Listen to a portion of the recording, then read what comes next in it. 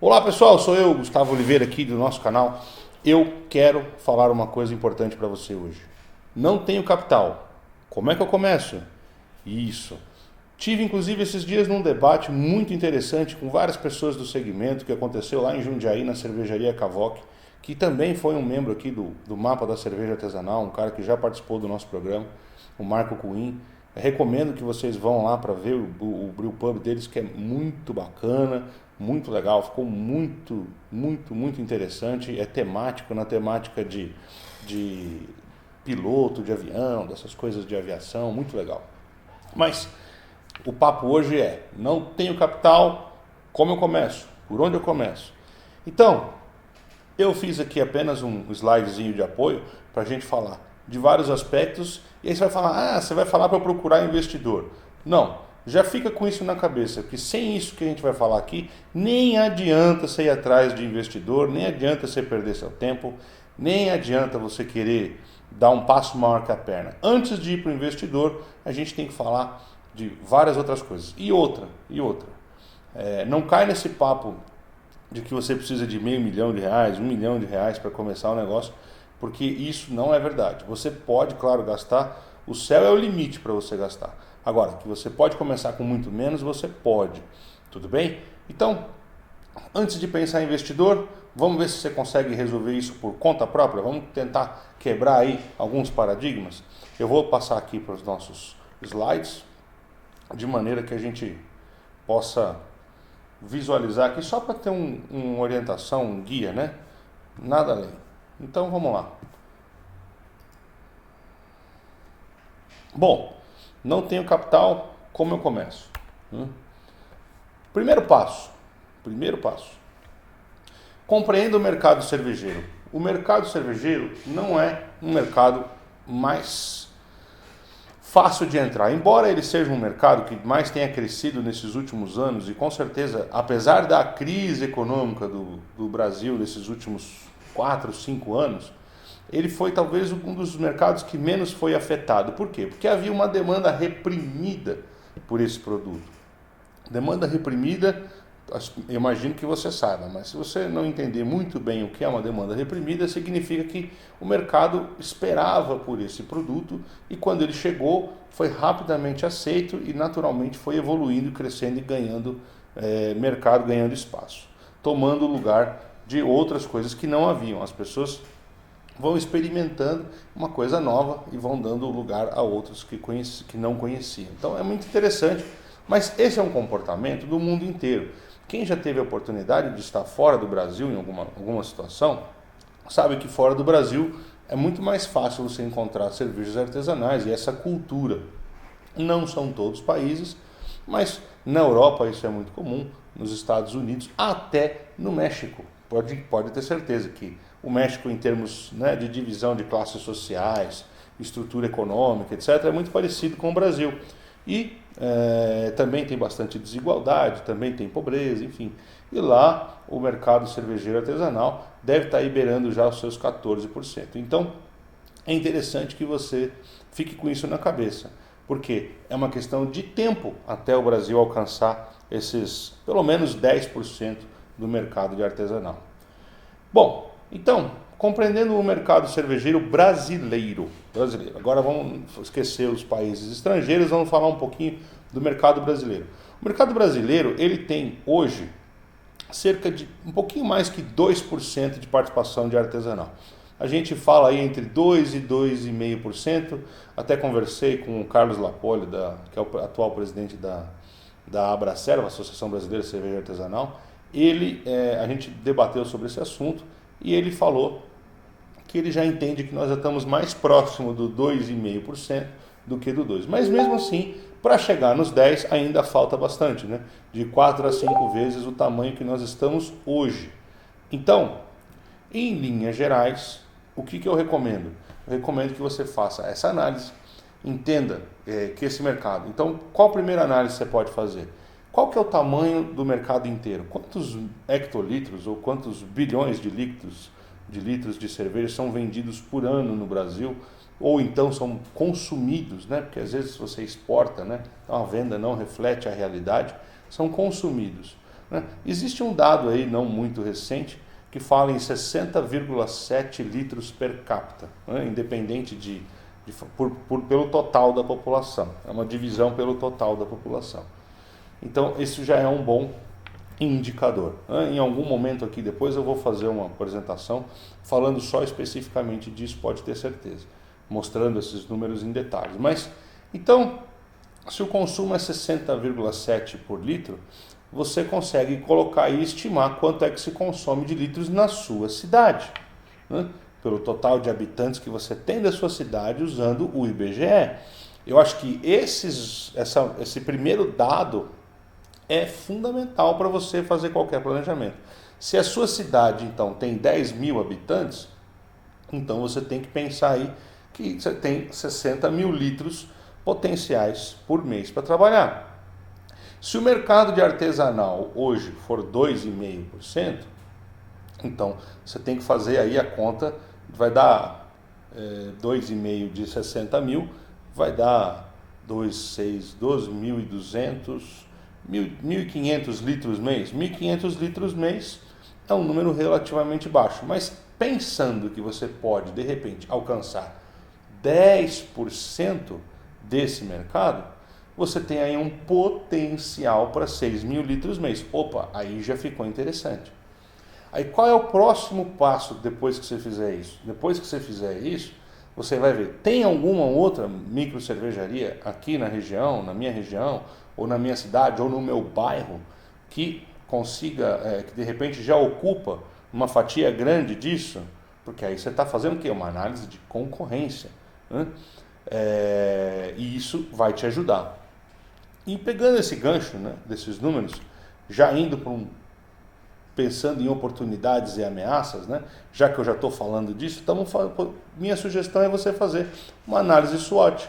Né? Então pensando que qual é a característica positiva, de repente, eu posso ter para um produto, né, para o que eu tenho, o que eu tenho de bom, pensando o que eu tenho de ruim, ou seja, de repente eu não tenho nada ainda, eu não tenho capital ainda, mas é uma coisa que você pode obter. Né? E aí pensando nos fatores externos, né? Que tipo de oportunidade tem, que tipo de ameaça tem. Quando a gente faz análise de mercado e faz análise dos números, eu não vou explicar como é que se faz uma análise SWOT aqui, mas tem muita literatura sobre isso, muitos vídeos explicando e é bem simples de fazer. Então, você vê o que você controla e você vê os fatores externos. Então, fatores internos você controla, fatores externos você não controla. Nos fatores internos você vai ver o seu ponto forte, o seu ponto fraco.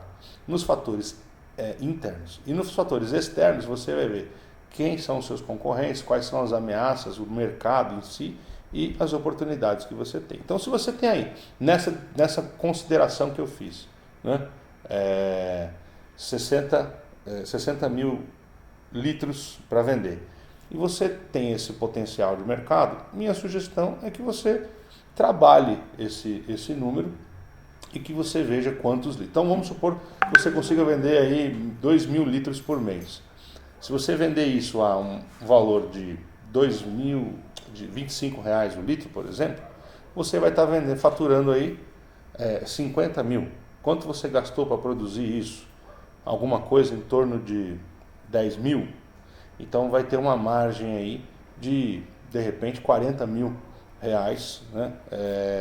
Claro, pensando só custo de produção e pensando no faturamento. Aí você tira os impostos, que vão dar aí algo na faixa de 4, 5 mil reais, para facilitar a conta. Então vai te sobrar aí 35 mil no caixa para você pagar aluguel, pagar funcionário, né? Outras despesas. E aí você tem aí de repente uma sobra entre 10 e 15 mil reais.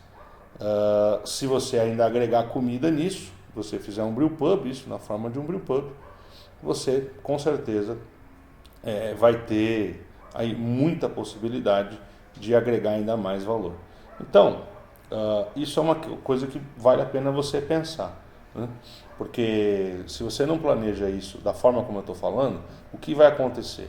Vai acontecer que você pode dar com os burros na água, né? De repente já tem 2 estabelecimentos lá que já ocupam essa fatia de mercado, você vai entrar com mais do mesmo. Aí você de repente vai ter que brigar por preço, já começa aquele canibalismo, já entra para essa seara das coisas que se competem entre si sem necessidade, né? E de repente tem uma cidade vizinha aí que não tem nada. Ó, o Brasil hoje tá tão maluco esse negócio de cerveja artesanal que nós estamos falando, agora nós estamos em junho de 2019, e nesse ano de 2019, entre 18 e 19, foi fundada a primeira cervejaria lá do estado do Piauí. Cara, a primeira cervejaria num estado. Então você imagina a quantidade lá, são 3 milhões e meio de habitantes, se não me falha a memória lá. Como pode um estado, por mais pobre que ele seja, não ter uma cerveja artesanal com 3 milhões e meio de habitantes no estado? Então são coisas que você tem que começar a ponderar, né? Esses exercícios de análise de mercado e fazendo uma análise SWOT para validar a sua ideia. Agora, outro ponto importante, né? Por onde começar? Bom, faça uma estimativa de caixa. Qual é o tamanho que você vai começar? Qual o tamanho da cozinha que você vai começar? Aqui eu vou te dar uma dica valiosa, hein? Você pode, num primeiro momento, comprar uma cozinha um pouco menor, né? Uma cozinha que de repente não seja tão grande para você não ter que empatar um dinheiro muito grande e de repente trabalhar com algumas cervejas compradas de outras pessoas, né? Isso pode te ajudar no investimento inicial. Você pode começar com um pouco menos de investimento e aí você vai equacionando. Lembrando que se você compra uma cozinha de, por exemplo, 250 litros, você pode fazer 2 braçagens e aí você pode encher um tanque de 500 litros. Então você faz uma braçagem, ou você faz 2 seguidas, começa lá às 5 horas da manhã e vai até às 8, 9 horas da noite, ou você faz uma num dia e outra no outro dia e coloca lá. Ou ainda pode fazer o famoso high gravity para concentrar mais o mosto em termos de bricks ou plato, né? Enfim, depende da medição que você usa. E aí você deixa ele com mais caldo doce, né? Mais açúcar no caldo concentrado, e depois você faz a diluição. Mas isso, claro, não é assim de qualquer jeito. Você precisa ter um planejamento e uma organização interna para fazer isso. De qualquer forma, caixa. Então já te dei uma dica aí de como você de repente começar com uma cozinha um pouco menor. Então aí já começa aquela coisa de 500 mil é necessário? 500 mil não, você já pode começar aí pensando numa cozinha de 100, cento e poucos mil reais. Aí você precisa de um lugar. Esse lugar, você vai precisar ter ele muito bem arrumadinho, muito bem certinho, porque no Brasil são exigidas muitas licenças e são feitas muitas vistorias no lugar. A gente sabe, o pessoal fala muito de Ministério da Agricultura, mas não é só o Ministério da Agricultura. Você tem a prefeitura, né? Se você for, por exemplo, o Brewpub, você tem vigilância sanitária, tem também a questão ambiental, tem uma série de burocracias que tem que ser vencidas, né? Que precisam, né, ser tratadas. Então você não pode fazer isso de qualquer maneira. Então fica aqui a dica nesse sentido, porque é fundamental que você tenha um planejamento de caixa para fazer a adequação desse espaço físico, né? Deixar ele pronto para que sejam feitas essas vistorias. Os equipamentos têm que estar lá já para fazer algumas vistorias, então não adianta você querer deixar para investir depois em equipamento. Muita gente me pergunta isso. Perdão. Vocês precisam já ter uma grande parte desses equipamentos esquematizados, né? Não dá para ser de última hora. Por isso, a minha sugestão é que você simplesmente, a gente tem que organizar a coisa, pensar no tudo, fazer a coisa como tem que ser e tá tudo certo. Vamos trabalhar de forma bacana, vamos trabalhar de forma orientada, com números, valores de equipamentos são importantes, mas a adequação do espaço físico muitas vezes pode custar mais caro do que isso. E não dá para ser de qualquer jeito, não dá para ficar assim, simplesmente falando de estimando, chutando. Então pega o espaço físico, vai lá, vê o imóvel, verifica se esse lugar pode ser, né? Porque lá na prefeitura eles têm como te falar. Então não é para você se apavorar, né? Existe um passo a passo para fazer. Aqui no mapa da cerveja artesanal existe essa informação tranquila para você obter. Então, e a gente vai falar também aqui em outras oportunidades sobre essas coisas. Então, segue as nossas dicas aqui, porque elas são muito valiosas para você. Na sequência, faça uma pesquisa e teste as suas receitas. Não tem o menor sentido, não faz o menor sentido você ficar aí preso numa ideia de que você faz a melhor IPA do mundo, né? Cara, tem muita gente que faz boas cervejas e que nem no mercado entrou ainda. O Brasil hoje é forrado de boas receitas, mas eu já estive em algumas feiras em que eu percebi cervejas que não estavam tão bacanas assim. Então, antes de soltar o produto, mesmo que de forma caseira, testa bastante, verifica qual que é a aceitação do pessoal. Esse é um trabalho que acho que a maioria dos cervejeiros caseiros passou. Eu mesmo, o que aconteceu comigo, com a minha cervejaria, foi exatamente isso. Foi ter uma oportunidade onde as pessoas começaram a apreciar o nosso produto e simplesmente enlouqueceram com o que viram, porque naquele tempo então não tinha nada, né? Era tudo tão diferente. Estou falando em 2009, né?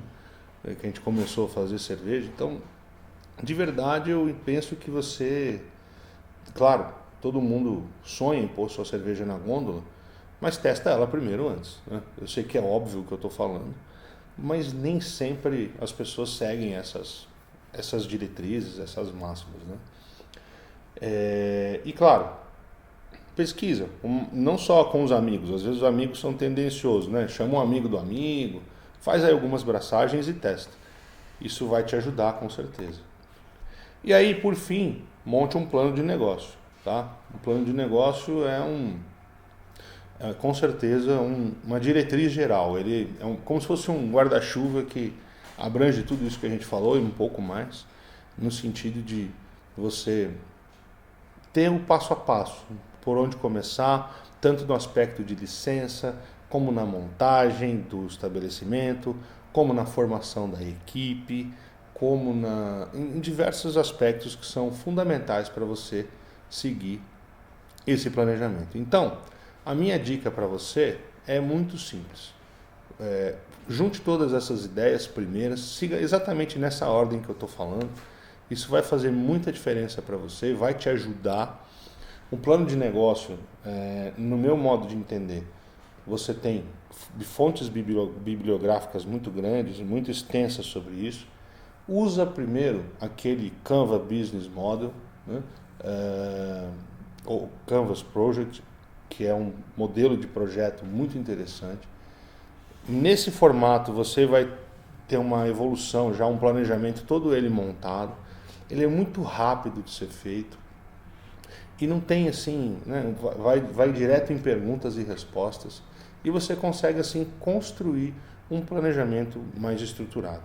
E aí sim, agora para a gente fechar esse assunto com chave de ouro, pensar, com o Canvas Business Model montado, você com certeza vai poder chegar num investidor, né? E aí com planejamento de caixa junto, já pensando quanto é que você vai gastar, etc, etc. Aí sim você pode pensar num investidor ou como é que você vai fazer, como é que você pode fazer para juntar a sua renda e alcançar esse objetivo. Claro, se você porventura quiser entrar para o mercado, porque você só se imagina na vida fazendo cerveja, não quer dizer que você precise começar como um empreendedor. Você pode começar trabalhando no mercado, conhecendo mais, conhecendo a parte interna, trabalhando de repente na área de produção.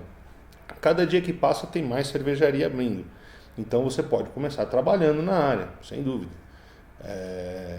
E conhecendo cada vez mais. Isso pode te ajudar e hoje tem espaço para pensar assim. Eu recomendo a você que siga exatamente nessa linha, faça esses passos aqui, e que depois disso construído, sente para discutir com qualquer investidor, tá? Então, basicamente, eu acho que pensando aí de uma forma prática, a gente tem aqui no mapa da cerveja artesanal uma construção permanente de conteúdo e informação que vai te ajudar a, claro, empreender no setor. E se você quiser, com certeza, se aprofundar um pouco mais, acompanhe sempre a gente aqui, baixe os nossos e-books, acesse o nosso conteúdo, porque nós estamos aqui para ajudar o mercado a sair desses atuais 2,5%, para chegar e alcançar os 10%, que é o mínimo que eu entendo que é a fatia de mercado das artesanais. Beleza? Então, fique sempre com a gente aqui, acompanhe nossos conteúdos, acompanhe nas redes sociais, no YouTube, no Face, no Insta, que a gente está lá e está povoando esse mercado aí de conteúdo bacana de empreendedorismo cervejeiro. Um forte abraço e até o próximo.